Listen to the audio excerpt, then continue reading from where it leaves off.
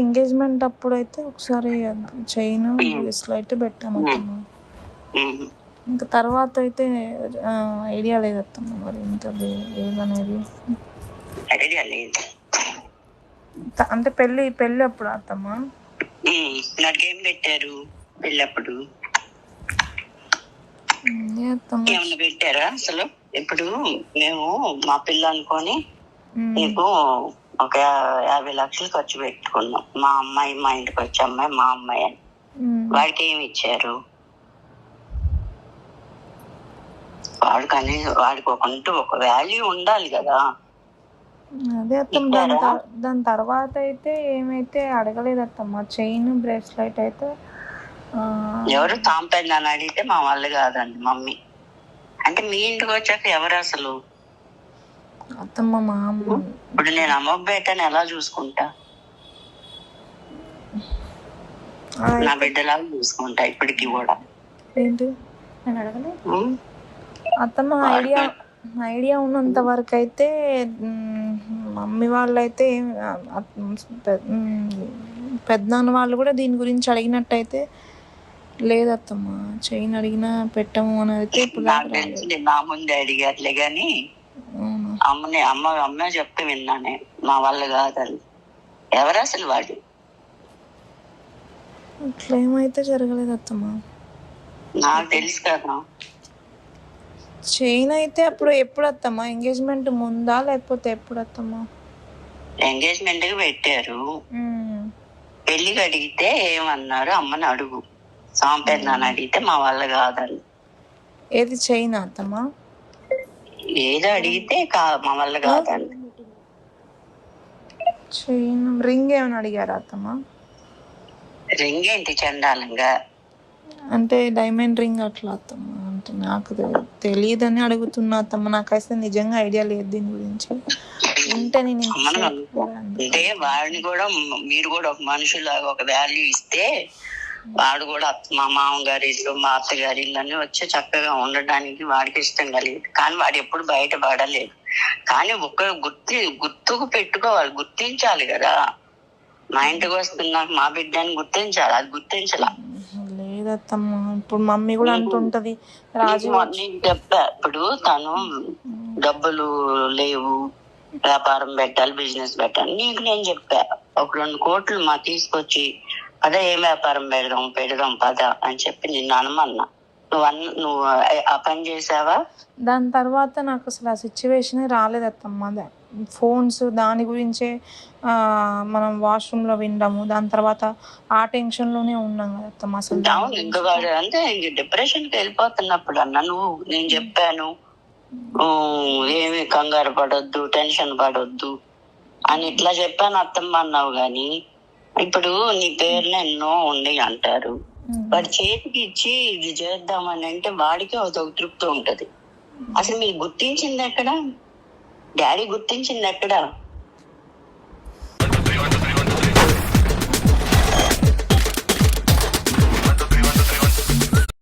ఎక్కడ డాడీ గుర్తించింది ఎక్కడ? ఎప్పుడు దాని గురించి తర్వాత అంత సీరియస్ డిస్కషన్ రాలేదత్తమ్మ. ఎప్పుడో స్టార్టింగ్ లో మరి వస్తే రావచ్చు అత్తమ్మ, అంతేగాని మీరు దాని గురించి చెప్పిన తర్వాత మేము అడిగేదాకేంటి? వాడికి అసలు పెళ్ళప్పుడు ఏం చేశారు డాడీని ఆలోచించుకోమని. ఏం చేశారా ఆలోచించుకోమని. అసలు పిల్లడికంటే ఒక వాల్యూ ఇచ్చారా? కనీసం గొడుగు పట్టడానికి కూడా రాలేదు. వర్షంలో తడుస్తా నుంచున్నాడు. ఎంత ఘనంగా తీసుకెళ్ళాలి ఇంటికి, లేదంటే అక్కడికి వచ్చినప్పుడు కానీ ఇవన్నీ ముందుంటాయి వాడికి మైండ్ లో. నాకు బాధల్ని వాడికి అక్కడే మైండ్. అందుకే అప్పుడు ఉండమంటే వాడు ఉండలేకపోయాడేమో అనుకుంటా ఉంటాను. లేదత్తమ్మ, నాకు చెప్పాడు అలా అని కాదత్తమ్మ. నేను ముందే ఆయన అడుగుతానే ఉన్నత్తమ్మ. అంటే నార్మల్గా నీకేమైనా ఇబ్బంది ఉంటే నాకు చెప్పు అని అంటే, ఇబ్బంది ఏం లేదు, కాకపోతే అర్థం చేసుకోవాలి. కానీ చెబుతాడా? మా అమ్మాయి పేరు ఎంత ఉంది అంత ఉందని చెప్తున్నారు. కానీ కనీసం ఇంటి ఇచ్చి ఏదన్నా వ్యాపారం చేసుకో. మామయ్య గారికి అక్కడ డబ్బులు లేక ఇబ్బంది పడ్డాడు. ఇప్పుడు ఏంటి తక్కువ రేట్లకైనా బిడ్డల ముందు ఒక వాళ్ళకి డబ్బులు చేతికి ఇచ్చి బిజినెస్ చేయించాలని తక్కువ రేట్కైనా అమ్మేశారు ఇప్పుడు కొన్ని స్థలాలు. అత్తమ్మ మీరు అప్పుడు ఒకసారి అన్నారు అత్తమ్మ దీని గురించి, ఒకసారి ఇట్లా ఇట్లా ఆయనతోనైనా ఆయన తృప్తిగా ఫీల్ అవుతాడని అన్నారు కదా అత్తమ్మ. ఇప్పుడు నాకు తెలిసిందైతే నేను చెప్తున్నా అత్తమ్మ, ఇది స్టార్టింగ్లో చేయనదైతే నాకు నిజంగా ఐడియా లేదు. చెప్పింది అమ్మ చెప్పింది నా ముందే సాంపడినాను అడిగాడే, మామూలుగా అడిగితే వల్ల కాదండి అంటే అసలు వాడికి వాల్యూ అంటే ఎక్కడ ఇచ్చారు.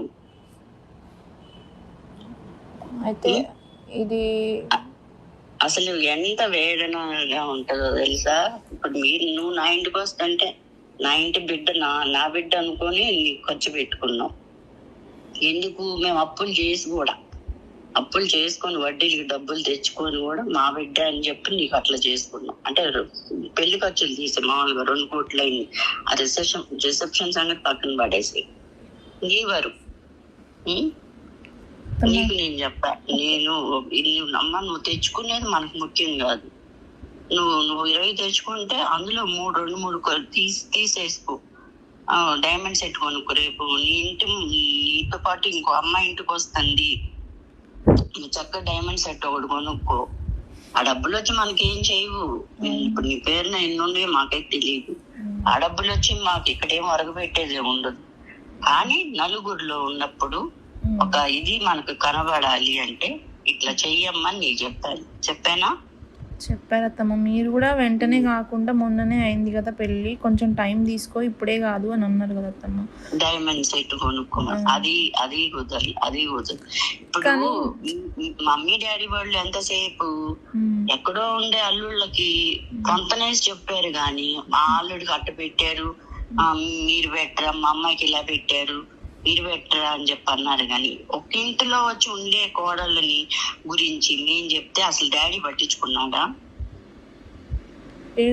దేని గురించి అసలు మామూలుగా చెప్పారంట. ఇప్పుడు 2వ అబ్బాయికి వచ్చే అమ్మాయి బాగా ఉండే అమ్మాయి, మా ఆడపడుచు కట్నం పిల్లకి 50 లక్షలు ప్రాపర్టీ ఇస్తుంది.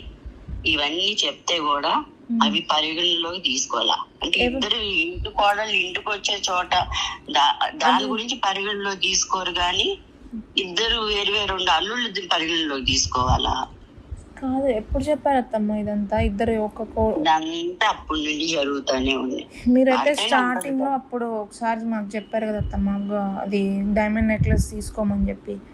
దాని తర్వాత నేను ఒక 2-3 డేస్ ఆగి మెల్లగా డాడీకి చెప్పాను అత్తమ్మ. చెప్తే అన్నాడు డాడీ, కొంచెం మొన్ననే కదా, కొంచెం ఒక 1 మంత్ ఒక 1-2 మంత్స్ ఆగి నాకు అసలు ఇది కాదు, టైం ఏం వాల్యూ ఇచ్చారు నాకు అది కావాలి అసలు. ముందు డాడీ మమ్మీ ఏ వాల్యూ అంటే ఇచ్చారు, వాడికి ఒక కారు కొనమని చెప్పారు అంటే సంపాదన అది లేదు. ఒక్కటి అత్తమ్మ, అన్నీ మెల్లమెల్లగా అవుతుంటాయి అత్తమ్మ. కాకపోతే మనం మొన్ననే కదా అత్తమ్మ ఇవన్నీ అనుకున్న తర్వాత ఆయన కూడా ఎక్కడ చెప్పానంటే ఇప్పుడు నీకు 10 ఇస్తున్నారమ్మా, 10 ఇస్తుంటే నువ్వు 10 తెచ్చుకోవద్దు అని ఇట్లాగా 2-3 అవి నీ వరకు నువ్వు ఇట్లా చేసుకోమని నేను నీకు చెప్పాను. ఎందుకంటే మనం ఒక ఇదిలో ఉన్నప్పుడు నువ్వు వచ్చేప్పుడు నువ్వు ఘనంగా రావాలి. రేపు 2వ అబ్బాయి ముందు, ఆ 2వ కోడల ముందు నా బిడ్డ ఇది తక్కువ అవ్వకూడదు, నువ్వు తక్కువ అవ్వకూడదు అని ఎన్నో చెప్పాను. సరే మేఘన్ ఇవన్నీ తీసేసి ఈ మధ్య మీ డాడీని ఆలోచించుకున్నాను. వాడికంటూ ఒక వాల్యూ అంటూ ఇవ్వలేదు, నాకు తెలిసి అయితే ఇవ్వలేదు. అంటే మరి ఏ ఉద్దేశంగా అట్లా చేశారో అసలు నాకైతే తెలియదు. కానీ ఇప్పుడైతే చెబుతున్నాను, రేపు ఆషాఢానికి ముందు ఇప్పుడు కొనరు ఎటు కార్లు, ఆషాఢంలో కొనరు. 2 రోజులు లేట్ అయినా పర్వాలేదు, ఏదైనా ఇన్నోవా అయినా తీసుకొని రేపు బన్నైని తీసుకెళ్ళినప్పుడు మీ డాడీ ఇచ్చి అట్లాగా వాడిని కొంచెం అన్నా ఆకట్టుకోవడం నేర్చుకోమని. అంటే ఇవి ఇస్తేనే ఆకట్టుకుంటాడా అంటే దానికి నేను సమాధానం చెప్పలేను. కానీ కొంచెం వాడిని మంచి చేసుకోవడం, మంచిగా చేసుకోవడం ఇవన్నా చేయమని డాడీ. ఎప్పుడన్నా కనీసం మామగారి ఇల్లు, అత్తగారి ఇల్లు అని రావాలి కదా. వాడు కూడా వాడికి ఉండాలి కదా మైండ్ లో కొంచెం అన్నా, నా మామగారు నా అత్తగారు అని కలగాలి కదా, నా సొంత మనుషులు అనేది కలగాలి కదా. మీరు వేరుగా చూస్తే వేరుగానే ఉంటారు లేదత్తమ్మ, నిజంగా నేను ఇప్పుడే మనం నమ్ముకునే దేవుడి మీద అయితే ఒట్టేసి చెప్తున్నా, నేనైతే ఎక్కడ తక్కువ చూడలేదత్తమ్మ.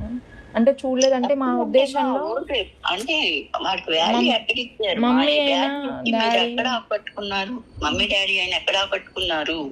అలా కాదత్తమ్మ, మమ్మీ అయినా డాడీ అయినా వచ్చినప్పుడు సో తింటున్నా, రాజు మాట్లాడుతున్నా, ఎక్కడన్నా ఉన్నా కూడా నా కొడుకులాగానే అనిపిస్తుంది అని మమ్మీ ఫీల్ అయింది తప్ప, తప్పుగా అయితే ఒకవేళ తెలియకుండా ఏమైనా మిస్టేక్స్ చేసి ఉండొచ్చు అత్తమ్మ, గొడుగు అట్లాంటివి ఏమైనా తెలియక చేశారు కానీ కావాలని అయితే జరిగినాయి కాదత్తమ్మ. మీరు ఒకవేళ ఆ విషయంలో ఫీల్ అయితే నేను నిజంగా సారీ చెప్తున్నాను అత్తమ్మ. అవి ఇంకొకసారి రిపీట్ కూడా అవ్వవు. కాదు నన్ను ఇప్పుడు నేనేం చెప్తానంటే, ఇప్పుడు ఆషాఢం 2 రోజులు లేట్ అయినా పర్వాలేదు, శ్రావణ మాసం వచ్చాక 2 రోజులు లేట్ అయినా పర్వాలేదు, డాడీ ఒక కారు కొని అక్కడ ఇంటి దగ్గర పెట్టి రేపు అన్నయ్యని తీసుకొని వెళ్తారు కదా, అప్పుడన్నా వాడికి అట్లాగన్నా ఇచ్చి కొంచెం వాడికి వాల్యూ ఇచ్చి వాడిని కొంచెం అన్నా మా పిల్లోడు అన్నట్టు, మేము నీకున్నామమ్మా అన్నట్టు కొంచెం ఆ భరోసా అన్నా కల్పించండి. నేను కూడా మీ మనుషులు మేము అన్న భరోసా అన్నా కల్పించాను. డాడీ అయితే అంటే కలిగిస్తారు అత్తమ్మ, ఒక కొంచెం లేట్ అటు ఇటు అయినా కానీ డాడీ అయితే అసలు అట్లా ఫీల్ అవ్వలేదు అత్తమ్మ. నా ఎప్పుడైనా ఇంకా చెప్పాలంటే అక్క వాళ్ళ హస్బెండ్ అంటే కూడా రాజీవ్ని ఇంకా ఎక్కువ ఇష్టంతో తీసుకున్నాడు అత్తమ్మ అన్నీ కూడా. అందుకే ఒకవేళ తక్కువ స్పాన్ ఆఫ్ టైంలోనైనా డాడీకి ఉన్న దాంట్లో అయితే అప్పటికప్పుడు అడ్జస్ట్ అయిన దాంట్లో అయితే ఇప్పుడు అంటే నాన్న, ఇప్పుడు కార్ ఎందుకు చెప్తున్నానంటే అది లోన్ మీద కట్టుకోవచ్చు, నెలకి ఇంత అని కట్టుకోవచ్చు. అయితే ఇది అసలు అట్లీస్ట్ మీరు చెప్పిన మాట నేను ఇంకా మమ్మీ వాళ్ళ వరకు కూడా రీచ్ చేయలేదు అత్తమ్మ. ఏంటంటే ఇది అప్పుడు బిజినెస్లో కొన్ని సాంప్రదాయం అయితే చాలా సార్లు కారు కొనండి కారు కొనండి అని అని డాడీ చాలా సార్లు అయితే చెప్పాడు. ఇదైతే ఏ టైంలో వస్తామా? పెళ్లి తర్వాత, పెళ్ళయ్యాక పెళ్లికి ముందు అయితే చెప్పాడంట. పెళ్లికి ముందు అయితే చెప్పలేదు అనుకుంటున్నా. అయితే పెళ్లి తర్వాత అయితే మీరు అప్పుడు నాతో అన్న ఈయనకి కొంచెం కార్ కావాలి ఎటన్నా వెళ్ళడానికి అని, మొన్న కదా నాన్న, అది మొన్న కదా జరిగింది. అప్పుడు జరిగింది. అది డిప్రెషన్ లో ఉన్నప్పుడు నాకు కార్ ఇప్పింది. నాకు తెలిసింది కూడా అప్పుడే జరిగింది. పెదనాన్న వాళ్ళే అడిగారు సాంప్రదాయం. ఇప్పుడు నన్ను అసలు అది కాదు నేను అనేది ఏంటంటే, వాడికి కూడా కొంచెం మేము నీ మనుషులం అయ్యా, నువ్వు మా బిడ్డవన్నా ఆకట్టుకోవడం, ఆ భరోసా కల్పించమని డాడీ అట్లన్నా. రేపు దీనికి దానికి కూడా ఆస్తులు అమ్మేయాల్సిన పనే ఉండదు. నెలకి లోన్ ఇంత అని కట్టుకుంటారంట. అలా కట్టుకొని ఒక ఇన్నోవా కార్ రేపు వచ్చినప్పుడు అట్లాగా అన్ని కొంచెం అన్నా ఆకట్టుకునే విధంగా చేయమని డాడీ. ఊరికే తీసుకెళ్ళి అన్నం పెట్టి నిన్ను పంపించడం కాదు, బట్టలు పెట్టి. ఇదైతే చెప్పు డాడీకి. సరే అయితే నేను చెప్తాను అత్తమ్మ. ఇంకొకటి అదైతే చెప్పున్నాను. దీని గురించి మీరు ఏమనుకున్నా నాకు బాధ, ఎందుకంటే రేపు నేను జరగబోయే దాని గురించి నేను ఇప్పుడు చేసుకుంటున్నాను అన్నమాట. వాడిని కూడా ఒక వాల్యూ ఇవ్వండి, వాడిని గుర్తించండి. లేదత్తమ్మా, అసలు మా బిడ్డ మా అల్లుడైనప్పటికీ మాకు బిడ్డ అని చెప్పి అప్పుడు అదొక్కటి చేసుకుంటే మేము బయట అమ్మ బయటకి కారు ఇద్దామని అనుకున్నాం, కానీ వాళ్ళు వద్దన్నారు కారు. మాకు చాలా కార్లు ఉన్నాయి, మాకు వద్దు ఈ కార్లే. అట్లాగా అసలు పెళ్లికి ఏదైనా పెట్టమని అడిగితే మా వాళ్ళు కాదన్నమ్మ. నాకు తెలుసు ఆ మాట. అంటే మా ఇక్కడే ఉండి మాట్లాడాడు స్పీకర్ పెట్టి. డైమండ్ సెట్ అడిగితే మేము చెప్తాము చెప్పాల్సింది. అసలు మాకు మేము వడ్డీకి తీసుకొని డబ్బులు అంత కార్యక్రమం జరిగించాం. ఇప్పుడు బన్నయ్య కోసం తక్కువ రేట్ అయినా సరే ఇచ్చి పడేసి ముందు డబ్బులు తెచ్చి వాటికి అప్పు చెప్తాం అన్నమాట. ఎందుకంటే బిడ్డ బాగుండాలి ముందు, మనకి అది ముఖ్యం. మనకి మామూలుగా చూసుకుంటే అయినా ఎక్కువ సార్లు ఇక్కడ రావడానికి కూడా ఛాన్స్ దొరకదు కదా. మనం పెళ్ళైన తర్వాత వైజాగ్ వెళ్ళడం, వచ్చిన తర్వాత మనం కూడా ఈ ఫోన్స్ గురించి దాని గురించి ఎక్కువ టెన్షన్ పడ్డాను. ఇప్పుడు మేము కార్ కొనుక్కోవాలంటే కొనుక్కోగలమమ్మా, కానీ నీ వైపు నుంచి కూడా వాడికి ఒక అంటే ఇది రావాలి కదా, పాజిటివ్ మైండ్ రావాలి కదా, అంటే అట్లా ఉండాలి కదా. నేను కోరుకుంటున్నది ఇప్పుడు మీరు ఇస్తేనే కారు మాకు ఉంటదని కాదు, లేదంటే మామయ్య కొని పెడతాడు. మామయ్య కొని పెడితే వాల్యూ ఏమొస్తుంది డాడీకి, అది నేను అందుకోసం. లేదంటే ఇప్పుడు కొని పెట్టేవాళ్ళు మామయ్య, డబ్బులు ఉన్నాయి ఇంట్లో, పొలాలు అమ్మిన డబ్బులు ఉన్నాయి, కొని పెట్టేవాళ్ళు. కానీ మీకు ఐదు రాదు కదమ్మా. మీరు ఏ రకమైన సినిమాలు కావాలంటేనైనా చూడవచ్చు. ఇక్కడ నేను మీకు చూపించబోతున్నాను ఏవైనా సినిమాలు. కానీ మీకు ఐదు రాదు కదమ్మా. దానికి నేను ఆలోచించుకొని నిర్ణయం తీసుకున్నా. నేనే నీకు చెప్తాను, నువ్వు అది ఎట్లాగా ఆచరణలో పెట్టుకుంటావో ఇక నీ ఇష్టం. అది నేను పెట్టుకోకపోయినా నేను చేసేదంటూ ఏమి లేదు. లేదత్తమ్మా, మీరు సరే మీరు చెప్పినా ఇప్పుడు మేము చెప్పినా పెళ్ళైన తర్వాత మేమిద్దరం మంచిగా ఉండాలనే చెప్తారత్తమ్మా మీరు. మా అమ్మాయి నేనైతే నీ ఫస్ట్ నుంచి వద్దమ్మా, చిన్నపిల్లోళ్ళు లాగేలా అట్లా ప్రాంతం చేసుకోరు అని నాకు తెలిసిన వరకు నేను అన్ని నీకు చెప్తూనే వచ్చా. కానీ మీ ఇద్దరికి ఫస్ట్ నైట్ ఇట్లా జరిగింది అత్తమ్మ ఒక్క మాట నాకు చెప్పావా? చెప్పలేదు. ఇప్పటికి అంతా ఇదైపోయా.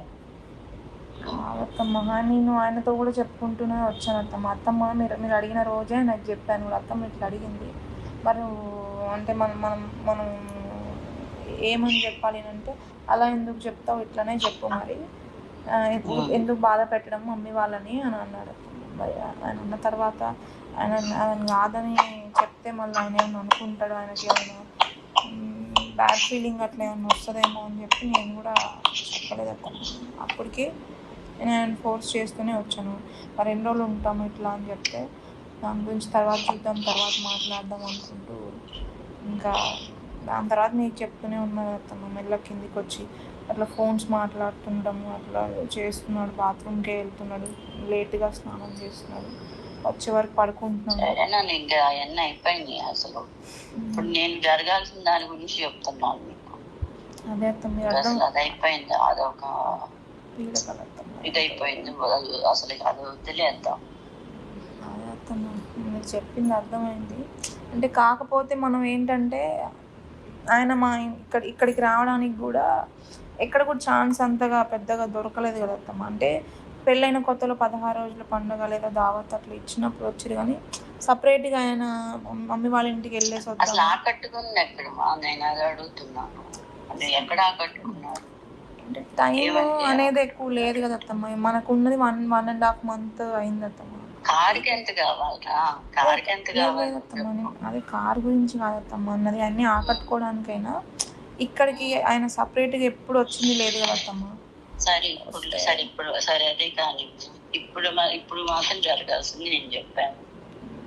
కొంచెం అది ఇది పెట్టుకోని మనసుల్లో ఇప్పుడు అట్లా చేశాడు ఇంకెట్లా చేస్తాడు ఇట్లా మైండ్ సెట్ పెట్టుకుంటే నేనే ఇంకా ఆయనతో వచ్చిన తర్వాత కూడా ఎట్లా ఉండాలనేది కూడా నేను డిసైడ్ అయ్యే వచ్చాను అత్తమ్మ. ఆయనతో పాత టాపిక్స్ అయితే తీయకూడదు, వీలైతే సరే ఆయన కోపడ్డా కూడా కొంచెం నేనే అడ్జస్ట్ అయ్యి ఆయన మాట్లాడకుండా ఫస్ట్ ఇదైతే క్లియర్ చేసుకోవాలనే ఆలోచన ఫస్ట్ నేను దాంట్లోనే ఉన్నట్టు. అలాగే ఉండు. ఇది కూడా వాటికంటూ ఒక వాల్యూ ఇచ్చి ఇది ఒకటి చేయమని డాడీ, తర్వాత ఇక డబ్బులు ఇచ్చి వ్యాపారం ఏదైనా పెట్టించుకోవాలా ఇక వద్దా అన్నది అది నీకు ఒకసారి చెప్పాను. ఇక అది నీ ఇష్టం, మీ డాడీ ఇష్టం, ఇదన్నా చేయమని రేపు ఆషాఢం అయిపోయారు. ఇప్పుడు మీరు అన్నట్టు ఇప్పుడు డాడీ అయినా అన్నీ సెట్ అవుతే ఏదన్నా ఒక పొలం అన్నా తీసేసి బిజినెస్లో ఇన్వెస్ట్ చేయడానికి పెద్ద ప్రాబ్లం ఏం కాదమ్మా. మెయిన్గా డాడీకి కానీ మమ్మీకి కానీ ఇప్పుడు ఏముందంటే మైండ్లో ఫస్ట్ వాళ్ళిద్దరూ సరిగ్గా ఉండాలి, అది ఉన్నదంటే ఇంకేదైనా చేస్తారు అత్తమ్మ. అది సెట్ అయిందంటే ఏదైనా చేయడానికి వాళ్ళు రెడీగా ఉన్నారు. మీరు అడిగినట్టు మెల్లగా టైం తీసుకొని ఏంటి బిజినెస్లో అంటే సెట్ అవ్వరని అనుకుంటున్నారా? లేదత్తమ్మ, అలా లేదు. కాకపోతే వాళ్ళకి ఆ టెన్షన్ క్లియర్ అయితే ఫస్ట్ అదే కదత్తమ్మ చాలా పెద్ద టెన్షన్, ఇది ఒక క్లియర్ అయితే వాళ్ళ మైండ్ కూడా ఫ్రీ అయిపోతుంది. సరే అవన్నీ తర్వాత చేసుకుంటారులే కానీ ఇది నేను చెప్పింది ఇప్పుడు ఇదన్నా ఆచరణలో పెట్టమని చెప్తాను. లేదంటే అది కూడా సెట్ అయ్యాక మేము ఇద్దరం సెట్ అయ్యాక చెప్తారా అంటే నేనేం చెప్పలేను, చేయలేను. లేదత్తమ్మ చెప్తాను నేను కూడా, కానీ ఉమ్. మామూలుగా కానీ నేను కూడా ఎంతో చెప్తున్నానండి. ఇప్పుడు నేను కొని వాడికి ఇచ్చుకోలేక కాదు, మీరంటూ వాడికంటూ ఒక వాల్యూ ఇచ్చినట్టు ఉండాలి, మీరు కూడా వాడిని ఆకట్టుకున్నట్టు ఉంటదని ఇది నేను చెప్తున్నా. ఇది డాడీ చెప్పి మరి అది ఆచరణలో పెడతావా లేదా అన్నది నీ ఇష్టం, మీ డాడీ ఇష్టం. ఎందుకంటే నేనేం చెప్పలేను. ఇంకా వీటి గురించి ఎక్కువ మాట్లాడుకోవడం కూడా అనవసరం.